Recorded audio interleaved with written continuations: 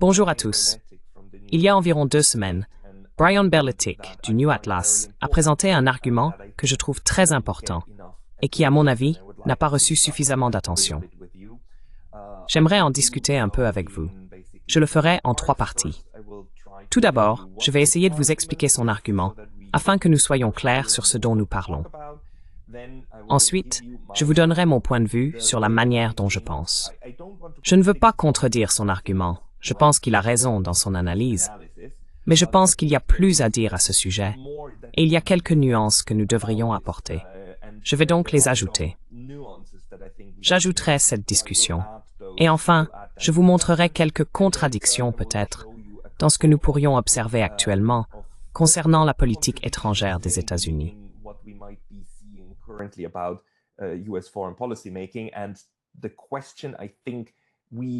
Et la question que je pense que nous devrions poser, et sur laquelle beaucoup de choses dépendront, est-ce que nous verrons dans les affaires mondiales au cours des prochaines années?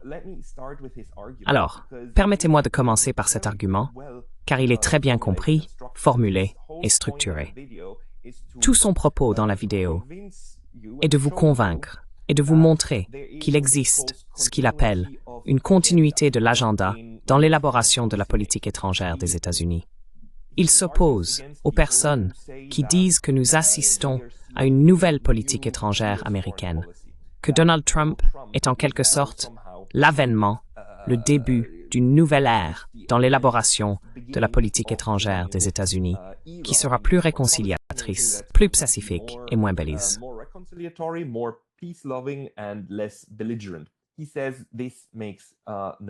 Il dit que cela n'a aucun sens parce que, dans l'ensemble, ce que nous avons, il appelle cela un précédent.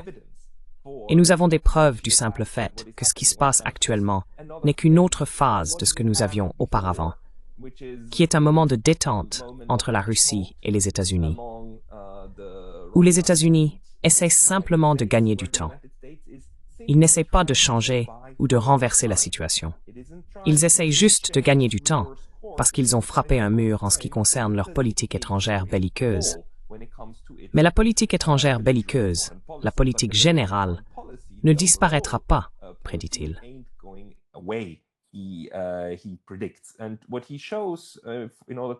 Et ce qu'il montre pour établir ce précédent, pour démontrer qu'il y a un précédent, c'est une chronologie, une très bonne chronologie d'ailleurs, très bien conçue, qu'entre 1994 et 2025, il est arrivé plusieurs fois que les États-Unis passent d'une attitude amicale envers la Russie à une tentative de construire des ponts. Après l'effondrement de l'Union soviétique, la Russie a même été incluse dans le G7, devenant le G8, n'est-ce pas? Elle a été incluse dans plusieurs institutions internationales. Nous avons tous pensé que le dividende de la paix allait maintenant se concrétiser et que la démilitarisation de la planète allait commencer. Mais ce que nous voyons au fil du temps, c'est que les États-Unis ont simplement utilisé le temps dont ils disposaient pour exercer une pression sur la Russie.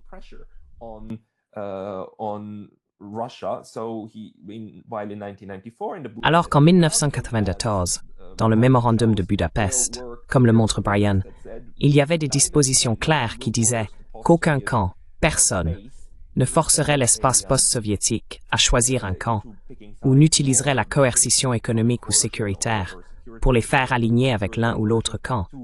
Cet espace intermédiaire est convenu comme un espace intermédiaire et sera laissé tranquille. Et comment les États-Unis ont ensuite continuellement saboté cette approche en fomentant ces révolutions de couleur et en exerçant des pressions sur l'Ukraine, mais aussi, surtout, sur la Géorgie. Et comment la première approche pour affaiblir la Russie est passée par la Géorgie, jusqu'au point où en 2008, les Géorgiens, sous Saakachvili, ont effectivement attaqué les casques bleus russes. Il montre cela en détail. Elle vous encourage vraiment à regarder cette vidéo.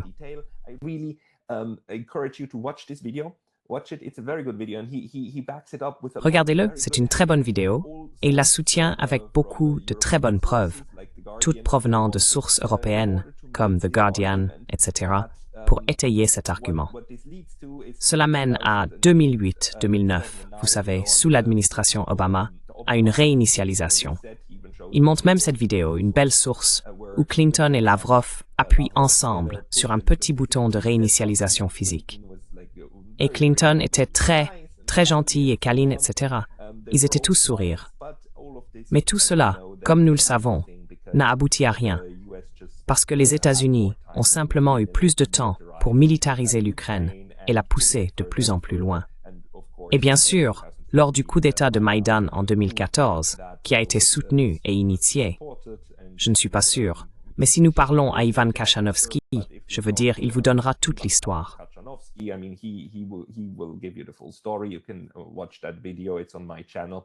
Vous pouvez regarder cette vidéo, elle est quelque part sur ma chaîne.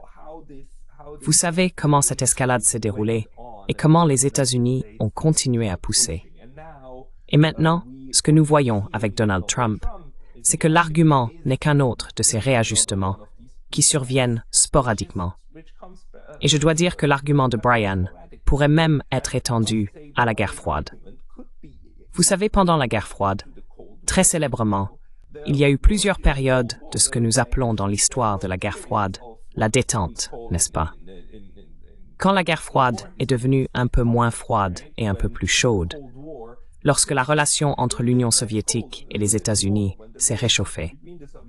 Le point culminant, le sommet de la détente dans les années 1970, était 1975, lorsque la conférence sur la sécurité et la coopération en Europe a abouti à une structure de sécurité pour l'ensemble du continent, plus l'Amérique du Nord.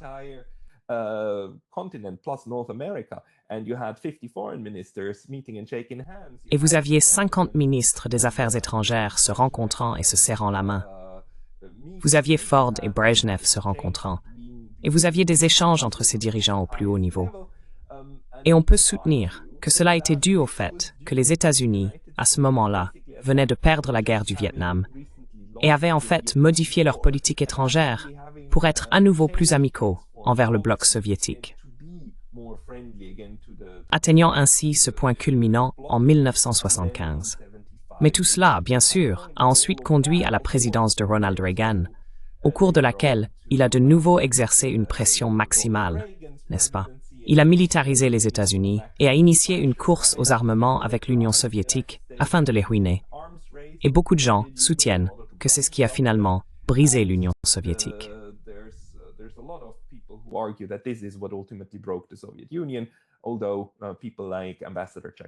Bien que des personnes, comme l'ambassadeur Jack Matlock, le dernier ambassadeur américain en Union soviétique, continuent de dire, également sur cette chaîne, qu'il s'agissait de l'intérêt mutuel des deux parties, qui a finalement mis fin à la guerre froide.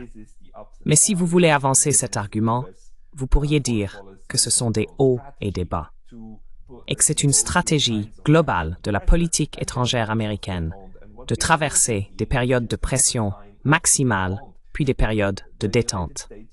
Et ce que nous voyons actuellement n'est qu'une autre période de détente. La politique étrangère des États-Unis ne change pas fondamentalement. Donc, cet argument est, je crois qu'il y a des preuves très solides. Il a des preuves très solides pour cela. Mais une chose que j'aimerais ajouter, c'est qu'il serait logique de différencier quelques éléments qui se déroulent actuellement.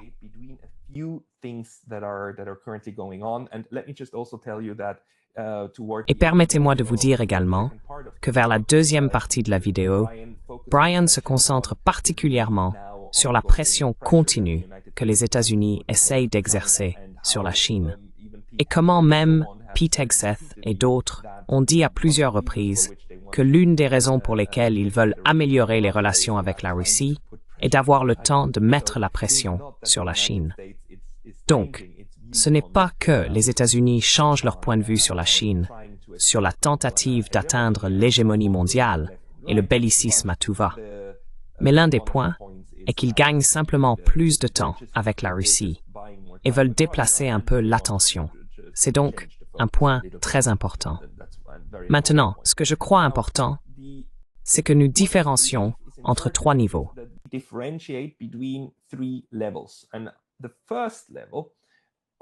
le premier niveau de ce que nous voyons actuellement est un changement de politique, n'est-ce pas? J'appelle cela politique ou tactique. La politique ou les tactiques sont l'approche immédiate à tout type de problème auquel vous êtes confronté. Comment vous abordez le problème, le défi ou l'objectif que vous souhaitez mettre en œuvre. Mais au-delà des tactiques ou de la politique, je vous encourage à considérer ce qui se passe comme faisant également partie d'une stratégie. La stratégie et les tactiques ne sont pas les mêmes. Les tactiques sont ce que vous mettez en œuvre au quotidien et ce que vous changez également relativement rapidement afin d'atteindre la stratégie plus large. Ainsi, la stratégie se situe au-dessus de la politique ou des tactiques, parce que la stratégie est l'approche globale de cette question, votre méthode, votre méthodologie pour y parvenir. Your methodology in order to get there. Whereas tactics is really just the way that you implement certain. Alors que les tactiques ne sont vraiment que la manière dont vous mettez en œuvre certaines questions pour y parvenir. Mais par-dessus cela, au-dessus de ces deux niveaux, se trouve un troisième niveau. Et c'est ce que j'appelle le processus global dans lequel nous sommes. Et si nous différencions ces éléments, je pense que nous pouvons discuter de la politique étrangère des États-Unis et aussi des chances qu'il y ait un véritable changement ou de ce que nous pouvons raisonnablement attendre des États-Unis. Ce que je veux dire par là, c'est que les relations internationales globales sont toujours intégrées dans ce que font les autres États et dans quelle direction vous vous dirigez dans la politique mondiale globale. Disons-le ainsi. Donc, je pense que l'argument de Brian parle principalement de stratégie. Et son argument est que la stratégie des États-Unis pour atteindre l'hégémonie mondiale n'a pas changé.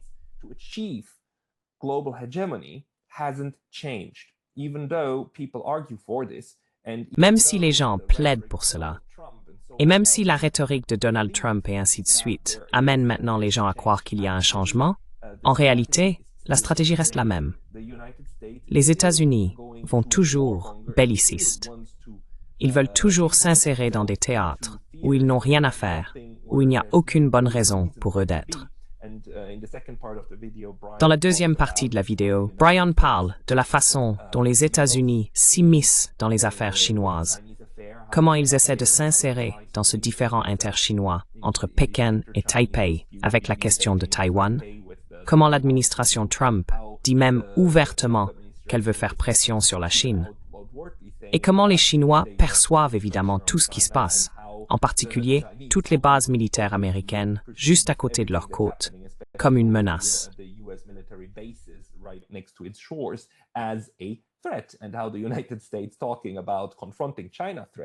Et comment les États-Unis, parlant de confronter la menace chinoise, ne sont rien d'autre que les États-Unis mettant en œuvre une stratégie visant à empêcher la Chine de réaliser son potentiel de croissance économique, en essayant réellement de dissuader les États-Unis.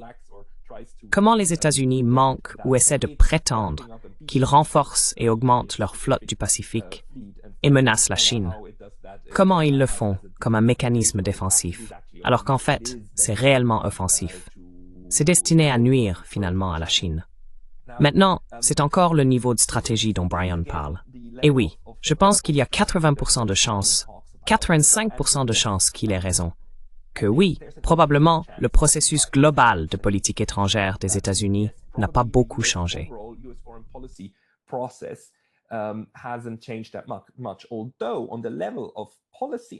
Bien que sur le plan des politiques et des tactiques, nous voyons clairement une différence maintenant, n'est-ce pas?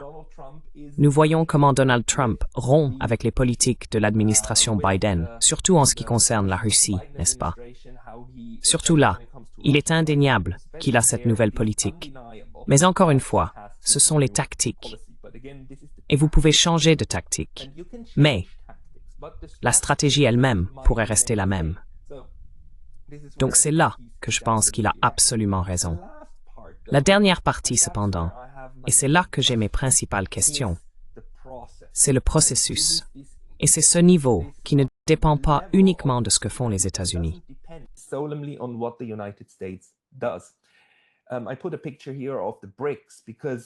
J'ai mis ici une image des BRICS parce que si nous pensons à la manière la plus importante et la plus pertinente dont le système international évolue, alors il est certain qu'à l'heure actuelle, la chose la plus importante est que nous sommes dans un monde multipolaire et que nous avons maintenant d'autres grandes puissances capables de s'affirmer économiquement et militairement en matière de sécurité. Et nous avons au moins la Russie et la Chine, mais probablement aussi l'Inde qui fait partie de ce club. Et bien sûr, en Amérique du Sud, je veux dire avec le Brésil à un niveau inférieur. Mais néanmoins, nous avons d'autres puissances qui sont actuellement capables de façonner non seulement leur environnement immédiat, mais aussi de contribuer à la manière dont le système international fonctionne.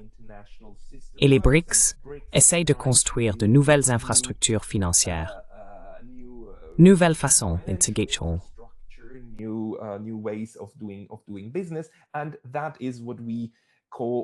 Et c'est ce que nous appelons maintenant ce monde multipolaire.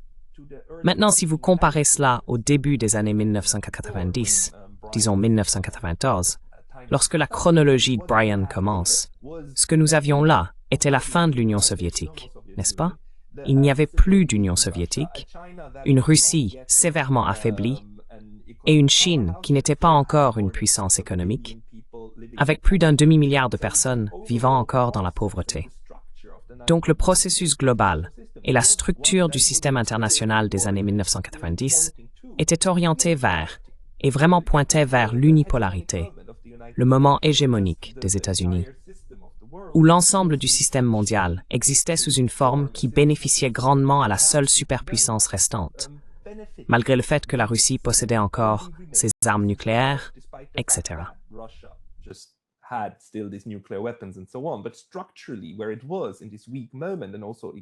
Mais structurellement, c'était dans ce moment de faiblesse, et aussi économiquement si faible, que nous n'avions vraiment qu'une seule superpuissance, qui a ensuite continué, et au lieu d'essayer de pacifier la planète, a en fait simplement mis en œuvre ses désirs hégémoniques de l'Asie de l'Ouest à l'Amérique du Sud, et a essayé de le faire à nouveau en Asie également.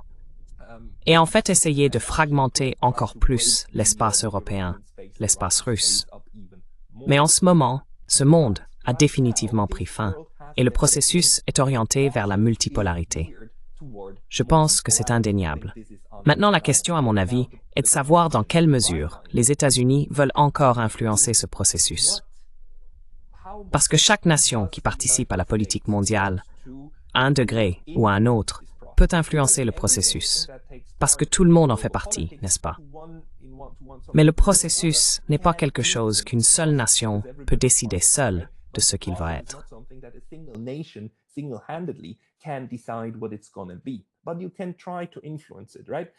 Mais vous pouvez essayer de l'influencer, n'est-ce pas? Et dans l'ensemble, la politique est censée façonner votre stratégie. Et la stratégie est censée vous aider à façonner le processus global de manière bénéfique, afin que vous, en tant que nation, puissiez en tirer le meilleur parti, n'est-ce pas? Et la question pour moi est de savoir si la vision des États-Unis sur ce qu'est le processus a changé ou non. Parce que nous recevons ces indications de Donald Trump et de son équipe, en particulier Marco Rubio, qui a ouvertement déclaré que les États-Unis admettent qu'ils sont dans un monde multipolaire et qu'il est normal d'avoir de grandes puissances. Par conséquent, l'objectif de la politique étrangère américaine doit être d'utiliser la diplomatie pour façonner l'ordre international de manière aussi bénéfique que possible pour les États-Unis, mais de le faire principalement par des moyens diplomatiques et par des moyens militaires si nécessaire, n'est-ce pas?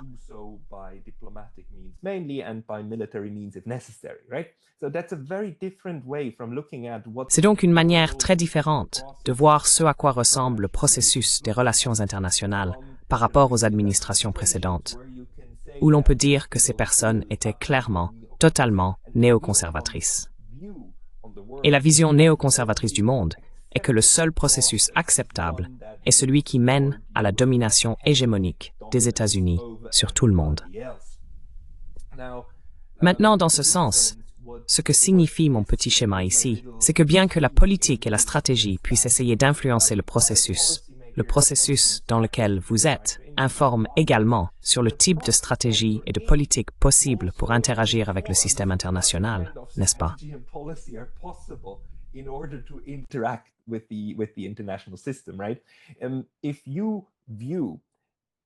Si vous considérez le processus des relations internationales comme devant tendre vers l'hégémonie, vous aurez une stratégie et des politiques différentes d'une situation où vous voyez le système international comme intrinsèquement orienté vers la multipolarité.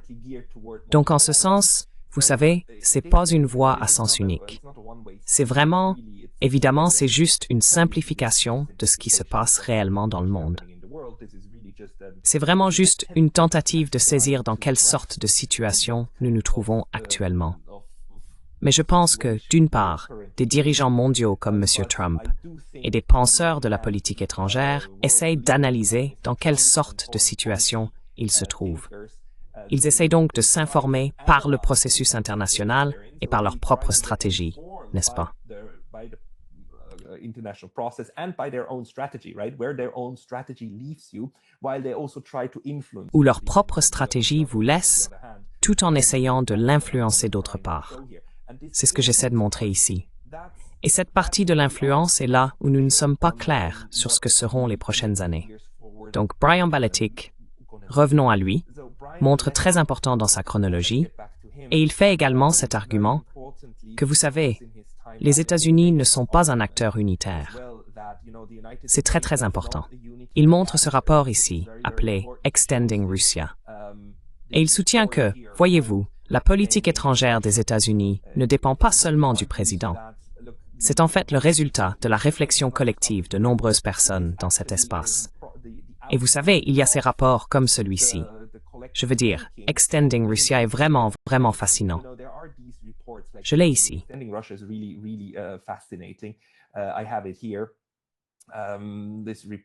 Ce rapport, Competing for Advantageous Ground. Désolé, je n'aurais pas dû faire ça. Competing for Advantageous Ground. Et Brian souligne à juste titre qu'il s'agit d'un rapport de la Rand Corporation commandé par l'armée américaine en 2019.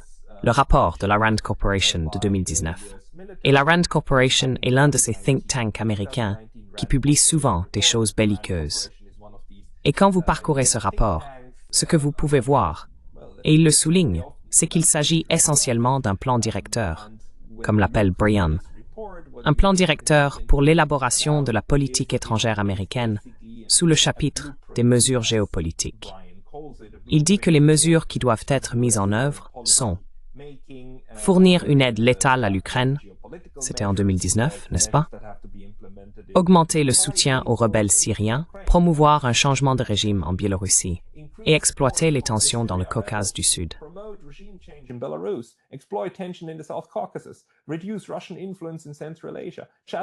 Réduire l'influence russe en Asie centrale. Contester la présence russe en Moldavie. Donc c'est un document de politique très très belliqueux qui vraiment, je veux dire, la plupart de ces étapes ont été mises en œuvre par les États-Unis et par ses différentes branches, y compris l'USAID, et tout le secteur de soutien aux ONG de la politique étrangère américaine. Il souligne correctement qu'il existe toute une communauté politique aux États-Unis qui est très belliqueuse et qui pousse dans ce sens. Ce que je dois vous montrer cependant, juste pour contraster cela, c'est un autre rapport, également par la Rand Corporation, intitulé « Une proposition de consensus pour un ordre régional révisé en Europe post-soviétique et en Eurasie ».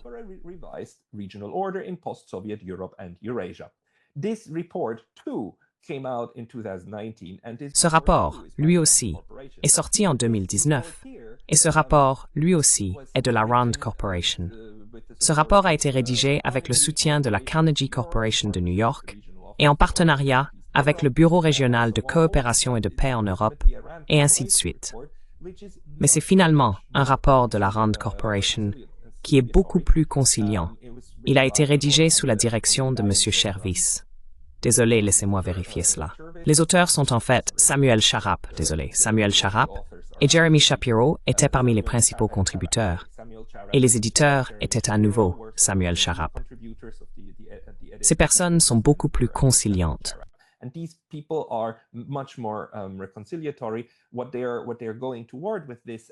Ce vers quoi ils se dirigent avec cette analyse et le rapport, c'est leur proposition de créer des ponts au lieu de murs, au lieu de confrontation, n'est-ce pas? Et la première partie de la proposition, la gestion des conflits. Comment gérons-nous les conflits de manière responsable dans cet espace post-soviétique en Ukraine et en Géorgie? Comment passons-nous de la gestion des conflits au règlement des conflits? Et 3. Des incitations supplémentaires pour que les États et entités régionaux s'engagent.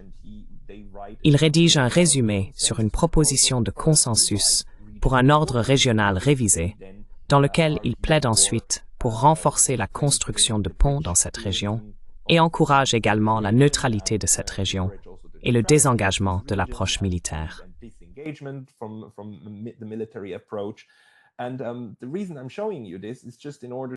Et la raison pour laquelle je vous montre cela est simplement pour souligner que, bien que nous ayons ces choses belliqueuses comme Extending Russia par la RAND Corporation, nous avons aussi l'autre côté d'autres personnes aux États-Unis qui travaillent pour les mêmes institutions et produisent des contre-arguments, n'est-ce pas? Et cela fait simplement partie intégrante du fonctionnement des États-Unis. Les États-Unis ne sont pas un acteur unitaire. Les États-Unis n'ont pas un esprit ou une opinion unique sur la façon dont les choses devraient se terminer. Certaines propositions politiques dans le monde des think tanks sont reprises, c'est clair, et elles sont mises en œuvre. Malheureusement, au cours des dernières années, ce qui a été mis en œuvre, ce sont des stratégies décrites dans Extending Russia. Et Brian Berletic souligne à juste titre qu'il y a de nouveaux documents de politique sur la stratégie des États-Unis pour 2025.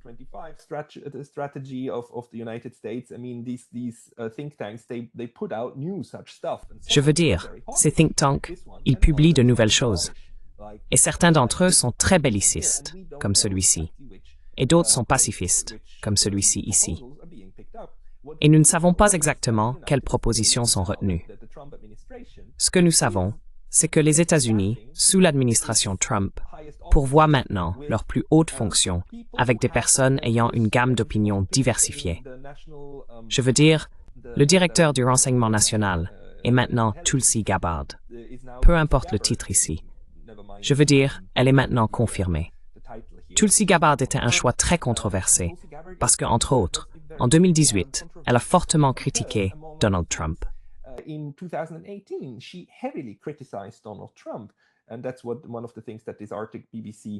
Et c'est l'un des points que souligne ce reportage de propagande de la BBC sur l'Arctique, à savoir qu'elle a une vision très différente de la Russie et de la Syrie d'ailleurs, par rapport à cet établissement politique ici, ces faucons de guerre.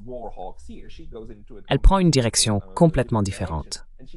Et elle est allée jusqu'à critiquer sévèrement Donald Trump en 2018 pour avoir frappé des cibles en Syrie après que la Syrie ait été accusée d'avoir utilisé des armes chimiques contre son propre peuple. Le gouvernement Assad a été accusé de cela. Et ensuite, Donald Trump a autorisé des frappes contre certaines cibles en Syrie. Elle a critiqué cela. Mais elle fait maintenant partie de son cercle restreint. Et elle a, très important, également sa confiance. Je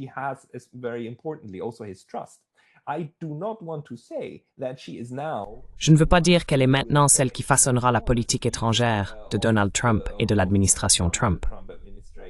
Ce que je veux dire, c'est que dans l'administration actuelle, nous avons des personnes comme Hegseth, qui sont définitivement plus bellicistes.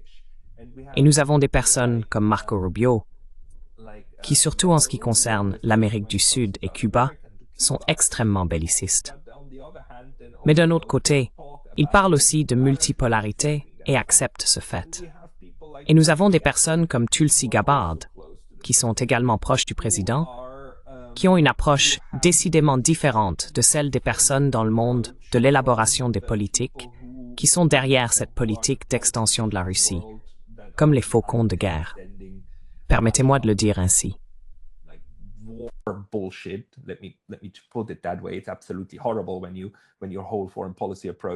C'est absolument horrible lorsque toute votre approche de la politique étrangère se résume à essayer de fomenter la guerre partout. Mais néanmoins, la stratégie globale pourrait être, comme le souligne Brian Berletic, d'influencer les États-Unis de manière à simplement faire une pause pour le moment, n'est-ce pas? Et continuer. Le point est aussi que cette administration, bien sûr, n'est là que pour 4 ans. Et la prochaine administration qui arrivera pourrait alors simplement s'inscrire dans le calendrier qui nous a été donné par Brian. Et aussi le simple fait que l'administration Trump aussi. Je veux dire, ils pourraient simplement feindre. Ils pourraient simplement prétendre que ce qu'ils font est différent. Mais en réalité, ils pourraient toujours viser à changer le processus des relations internationales en le ramenant à nouveau à l'unipolarité.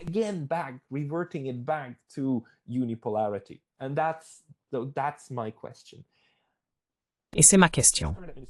Cette administration actuelle, et pas seulement l'administration, mais aussi le monde de l'élaboration des politiques, le monde des think tanks et les personnes qui influencent et façonnent la politique étrangère des États-Unis, acceptent-ils que le processus dans lequel nous sommes vise ou pointe vers la multipolarité? Est-ce désormais un facteur dans la réflexion de ces personnes qui façonneront et informeront la manière dont elles essayent de formuler une stratégie et une politique afin de mener une certaine stratégie? Cette prise de conscience que nous ne sommes plus dans le moment unipolaire va-t-elle maintenant s'imposer ou fait-elle le contraire? Cela conduit-il maintenant les néoconservateurs à essayer encore plus de redoubler d'efforts, d'influencer la stratégie de manière à inverser le processus que nous observons? Ou cela conduit-il également à une remise en question dans leur camp?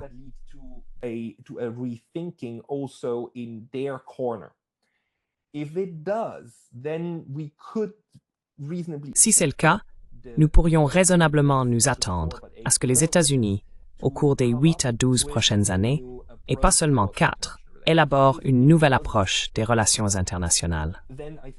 Si ce n'est pas le cas, alors je pense que les prédictions de Brian vont nécessairement se réaliser. Si l'approche actuelle n'est vraiment qu'une illusion, une prétention qu'ils adhèrent maintenant à cette idée de ce nouveau monde multipolaire et qu'ils essayent juste de trouver leur place, alors qu'en fait, ils gagnent du temps, juste pour redoubler d'efforts dans quelques années, et inverser ce que nous avons vu, et essayer de démanteler les BRICS, essayer de résoudre la division parmi les acteurs potentiels, contrepoids, et surtout, à la fin, essayer de briser la Russie, essayer de briser la Chine, ou inversement, et s'assurer que l'Inde, le Brésil et les États de l'ASEAN s'alignent et suivent le Pöttering des États-Unis. And go along with US foreign policy. If that is still the overriding. Si c'est toujours la vision dominante et globale de la façon dont les choses peuvent évoluer, alors clairement la prédiction de Brian Violetic, selon laquelle rien n'a changé, est vraie. Si la prise de conscience que ce processus de multipolarité est irréversible et que même si les États-Unis essayent, ils ne feront que se heurter à un mur après l'autre, et qu'il est donc préférable d'ajuster la stratégie, et avec elle, bien sûr, les tactiques et la politique. Ainsi, la politique est censée changer la stratégie, qui est censée mieux s'adapter aux nouvelles réalités du fonctionnement du monde. Si c'est ainsi que fonctionne l'élaboration des politiques, comment la politique étrangère est informée aux États-Unis, alors je pense que nous sommes dans de nouvelles eaux, sur un nouveau territoire. We are in new waters, in new territory. And just to maybe end with this, Et juste pour peut-être conclure avec cela, vous savez, cela arrive. Cela arrive sporadiquement que les États-Unis changent des piliers clés de leur politique étrangère. Je veux dire, le pilier le plus important qu'ils ont changé récemment est d'abandonner leur approche de la neutralité. Et je sais que c'est étrange, mais il est très important de se rappeler qu'entre 1793, lorsque George Washington l'a mentionné pour la première fois, jusqu'en 1941, les États-Unis ont utilisé une politique de neutralité dans leur élaboration de politique étrangère, comme un pilier clé de leur approche des relations internationales. Pendant 150 ans, c'était un pilier de la stratégie étrangère des États-Unis qu'ils essaieraient de ne pas s'impliquer dans les guerres européennes.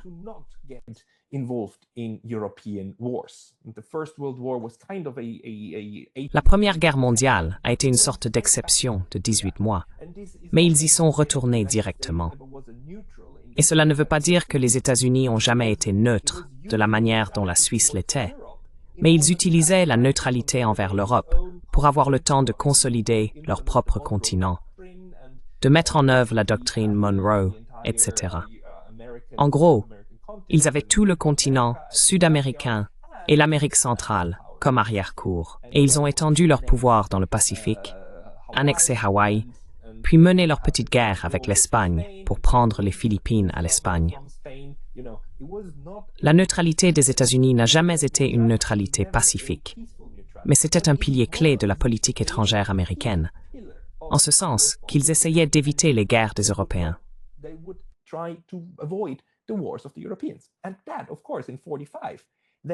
Et cela, bien sûr, en 1945, a été complètement inversé. La stratégie de politique étrangère que nous avons vue des États-Unis au cours des 80 dernières années est l'opposé.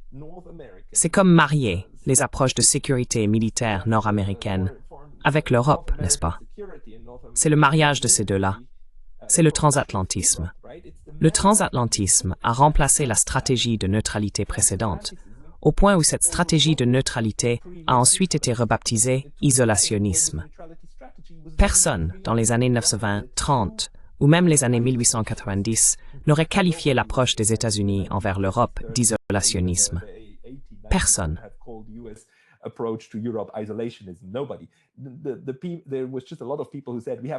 Il y avait beaucoup de gens qui disaient qu'il fallait se tenir à l'écart de ces bêtises européennes, parce que ce sont des bêtises et que ce n'est pas dans notre intérêt. Par conséquent, nous allons rester neutres par rapport à ce qu'ils font. Nous voulons toujours commercer avec eux. Nous voulons toujours bénéficier des interactions avec eux. Mais nous ne voulons pas être entraînés dans leur foutue guerre stupide, n'est-ce pas? Et cette stratégie, entre 41 et 45, a été complètement et totalement changée, jetée par la fenêtre et inversée. Nous avons donc aussi des précédents à long terme pour les États-Unis, changeant des piliers très importants de leur politique étrangère ou de leur stratégie étrangère vers son opposé, vers autre chose. Donc, ce n'est pas le cas que nous n'avons vu que les États-Unis essayaient d'utiliser cette stratégie, n'est-ce pas, en mettant la pression sur la Russie et en brisant tout et en écrasant le continent eurasien.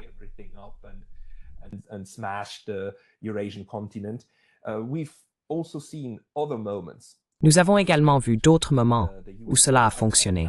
Les États-Unis en tant que pays, pas seulement en tant qu'administration ou sous certains présidents, mais à long terme.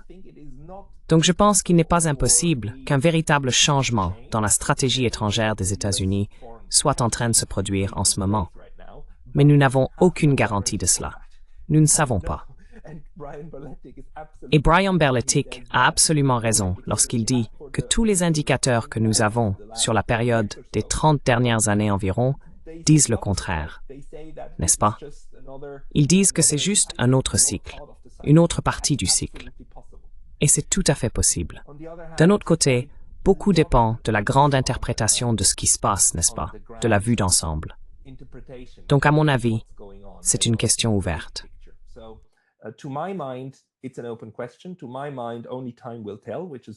À mon avis, seul le temps le dira, ce qui n'est évidemment pas une prédiction très utile si vous voulez vraiment déterminer quelle stratégie adopter face à cette nouvelle tendance, ce nouveau monde, et où vous devriez investir, ou où vous devriez essayer de vous échapper si tout s'effondre.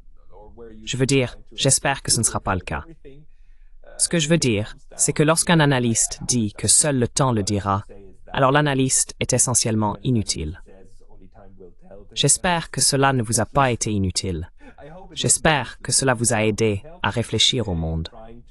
Je pense aux processus internationaux et aux relations internationales, un peu de cette manière, n'est-ce pas? J'essaie de différencier ces niveaux pour essayer de donner un sens au monde. Faites-moi savoir ce que vous en pensez. Écrivez dans les commentaires. Dites-moi ce qui me manque, car il me manque beaucoup de choses. Et si vous avez quelque chose à ajouter, s'il vous plaît, faites-le moi savoir dans les commentaires. Merci beaucoup à tous. Let me know in the comments. Thank you very much, everybody.